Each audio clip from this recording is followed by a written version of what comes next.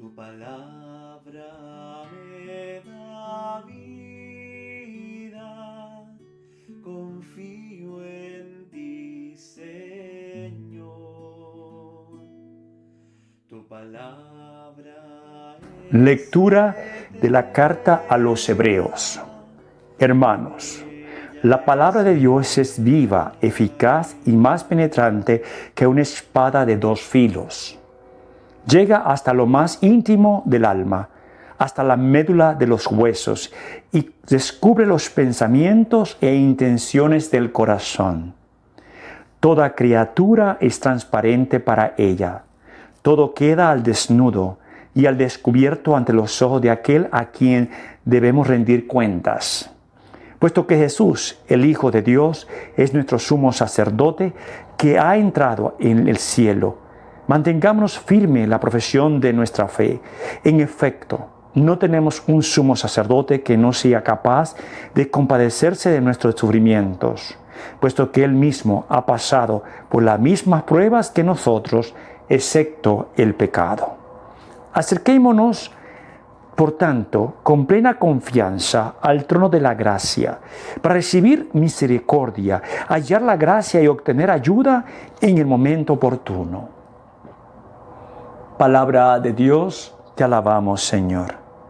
Tú tienes, Señor, palabra de vida eterna. Todos tú tienes, Señor, palabra de vida eterna. La ley del Señor es perfecta del todo y conforta el alma. Inmutables son las palabras del Señor y hacen sabio al sencillo. Todos tú tienes, Señor, palabra de vida eterna. En los mandamientos del Señor hay rectitud y alegría para el corazón. Son luz los preceptos del Señor para alumbrar el camino. Todos tú tienes, Señor, palabra de vida eterna. La voluntad de Dios es santa y para siempre estable. Los mandamientos del Señor son verdaderos y enteramente justos. Todos tú, Señor, tú tienes, Señor, palabra de vida eterna.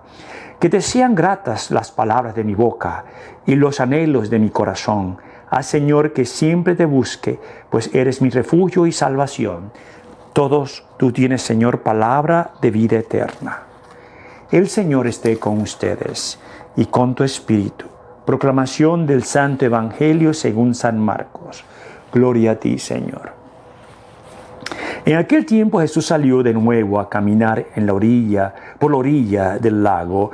Toda la muchedumbre lo seguía y él les hablaba. Al pasar vio a Leví, Mateo, el hijo de Alfeo, sentado en el banco de los impuestos, y le dijo: sígueme. Él se levantó y lo siguió. Mientras Jesús estaba a la mesa en casa de Leví, muchos publicanos y pecadores se sentaron a la mesa junto con Jesús y sus discípulos, porque eran muchos los que lo seguían. Entonces unos escribas de la secta de los fariseos, viéndolo comer con los pecadores y publicanos, preguntaron a sus discípulos: ¿por qué su maestro come y bebe en compañía de publicanos y pecadores? Habiendo oído esto, Jesús le dijo: no son los sanos los que tienen necesidad del médico, sino los enfermos. Yo no he venido para llamar a los justos, sino a los pecadores. Palabra del Señor. Gloria a ti, Señor Jesús. Bueno, hoy tenemos en esta lectura algo hermoso. Primero, me llamó la atención y hablo de lección divina, y espero que usted haya visto lo que hicimos el jueves en Ark City y lo que hicimos ayer en Independence. Espero, y si no, véalo, está grabado en el YouTube. Propagandita, es una propaganda. Pero me llama la atención lo que dice la carta de los Hebreos, porque dice que la palabra de Dios es viva y eficaz y más penetrante que una espada de dos filos.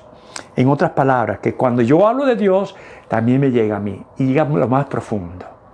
Y siempre me ha llamado eso la atención, que la palabra de Dios entra, y no solamente para el que lo dice, sino para el que lo oye. Es decir, que tiene doble filo. Esa es la palabra de Dios. Es decir, que cuando uno habla, la palabra también le llega a uno, cuando uno le dice. Y dice aquí que llega hasta lo más íntimo del alma, hasta la médula de los huesos, y descubre los pensamientos y las tentaciones del corazón. Claro, cuando me llega a mí la palabra que le estoy diciendo a ustedes, también me llega a mí. Yo estaba pensando en esto cuando confesamos. que cuando uno confiesa y está escuchando las confesiones de alguien, también le llegan a uno. Es decir, que a veces las confesiones son muy buenas, confiésese, porque son muy buenas para el sacerdote que las escucha. Porque uno a veces escucha el pecado, pero también se refleja en lo pecador que uno es. Aunque acuérdese, cuando usted se confiesa, el Padre no es el que absorbe los pecados, sino Cristo. Él actúa ahí como persona Cristo, porque el Padre no perdona. El que perdona es Jesús. Y él utiliza en ese momento el sacramento. Eso es para que usted sepa, ¿verdad? Bueno, el Evangelio sí es hermoso. Es el llamado de Mateo. Mateo, que era un publicano, cobrador de impuestos. ¿Quién era esta gente? Uy, Dios mío. Eran de todo. Mentirosos, ladrones. Es decir, era de todo lo que puede pensar usted era esta gente. Y además nadie lo quería porque ellos cobraban impuestos de Roma contra la gente judía. Y nadie los quería a ellos. Nadie, porque trabajaban con el imperio. Entonces, quiere decir que Mateo no lo quería. Lo que yo sí veo es que Jesús lo llama y Mateo lo sigue. Ahí está la conexión. ¿Por qué Mateo lo sigue? ¿Por qué lo sigue? Si Mateo estaba contento con lo que estaba haciendo, si era fraudulento como estaba viviendo, si era así, ¿por qué lo sigue? Tuvo que haber una conexión con Jesús. Es decir, que en su vida de pecado había una luz al final del pasillo, como dice, del túnel. Y no solamente eso, me llama la atención que Jesús fue a comer con él en su casa y los que habían ahí no eran nada bueno. Por lo menos dicen que eran publicanos, muchos publicanos y pecadores se sentaron a la mesa junto con Jesús. Es decir, que había de todo tipo de gente. Para los ojos de los judíos, porque aquí un fariseo preguntó casualmente, la secta de los fariseos, viéndolo comer con los pecadores y publicanos, preguntaron a sus discípulos, ¿por qué su maestro come y bebe en compañía de publicanos y pecadores? Oye, tú eres mejor, tu maestro es mejor que esta gente, ¿por qué se reúne con ellos? Es una oportunidad que usted tiene y yo tengo, primero. Y segundo es que esta gente no era tomada en cuenta.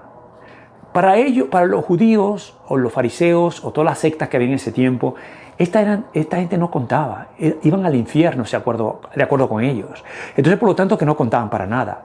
Yo imagino que esta gente nunca pisó una sinagoga. Esta gente nunca la dejaban participar en nada que sea religioso.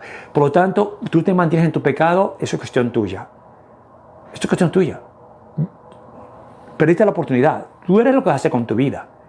Si tú quieres seguir bebiendo, tomando droga, ya es cuestión tuya. Fíjese que ese es el pensamiento que uno tiene muchas veces.